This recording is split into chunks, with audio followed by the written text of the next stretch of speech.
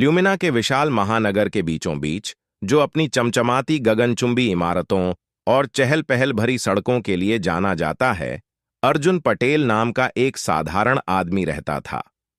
दिन में software engineer Arjun ने कभी नहीं सोचा था कि एक शाम उसकी जिंदगी में इतना बड़ा बदलाव आएगा।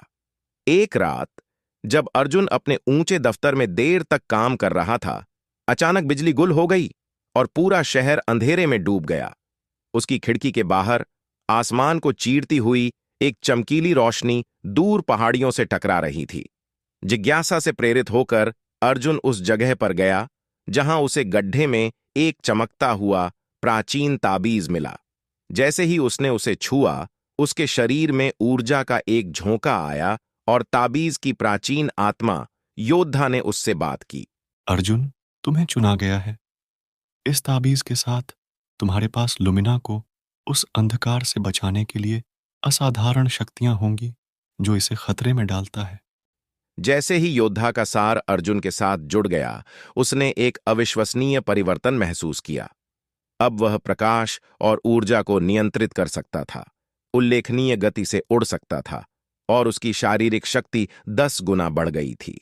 सूरज की तरह चमकने वाले सूट को पहनकर अर्जुन सुपर योद्धा बन गया, लुमिना का नया संरक्षक। सुपर योद्धा की पहली चुनौती तुरंत सामने आई।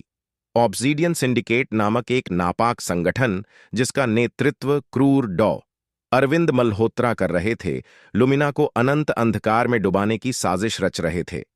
उन्नत तकनीक का उपयोग करके वे शहर की ऊर्जा को खत्म करना चाहते थे, जिससे उसके निवासी असुरक्षित और डरे हुए हो जाएं।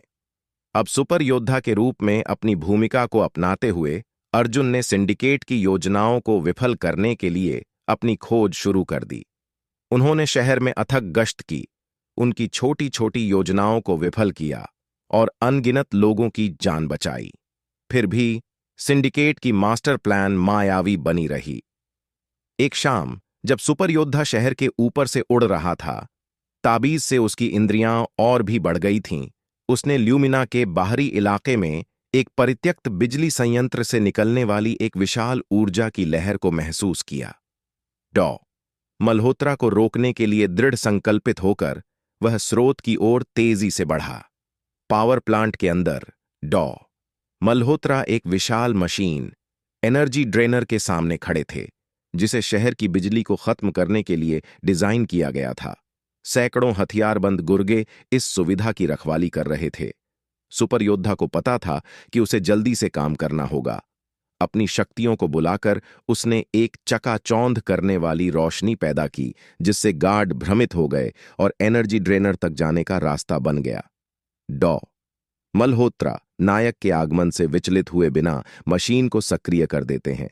शहर की रोशनी टिमटिमाने लगती है और मंद पड़ जाती है, क्योंकि एनर्जी ड्रेनर दहाड़ता है।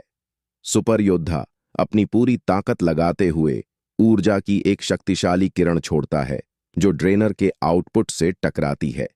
जमीन कांप उठी और हवा में कच्ची शक्ति की चिंगारी फूट पड़ी, क्योंकि दोनों सेनाएं आपस में टकराईं। दृढ़ निश्चय के साथ सुपर योद्धा ने अपनी सीमाएं पार कर लीं, अपनी किरण में और अधिक ऊर्जा भर दी। धीरे धीरे लेकिन निश्चित रूप से उसकी शक्ति ने मशीन को अभिभूत कर दिया।